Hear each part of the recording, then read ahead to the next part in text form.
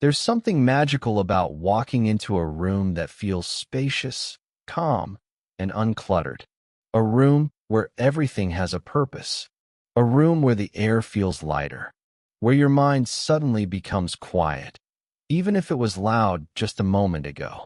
Minimalism isn't just an aesthetic. It's not just white walls, wooden floors, and empty surfaces. It's a feeling, a psychological experience, a sense of breathing room, both outside and inside. But why does having less make some people feel more alive? Why does a clean, simple space make the heart feel calmer and the mind feel freer? Let's explore that gently today. Not to judge, not to tell people how they should live, but to understand why minimalism feels right for some people. In a world that is always asking us to want more, buy more, keep more. Because for some hearts, less isn't empty. It's freedom.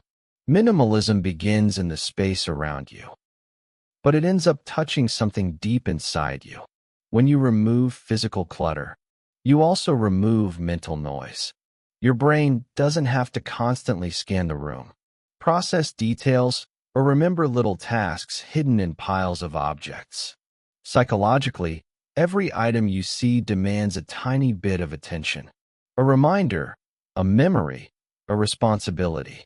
And when those items are reduced, your mind finally gets to rest. Minimalism feels peaceful because your brain can finally breathe.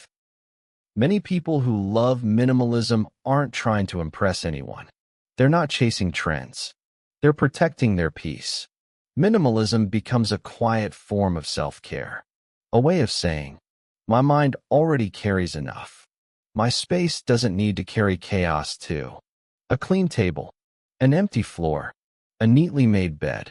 These small things feel like anchors, gentle signals that life doesn't have to be heavy everywhere.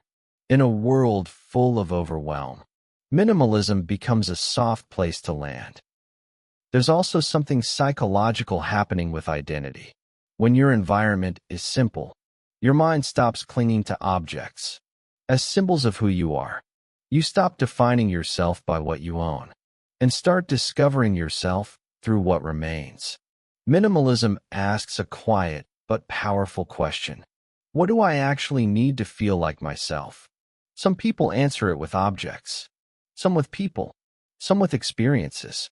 But those who choose minimalism often realize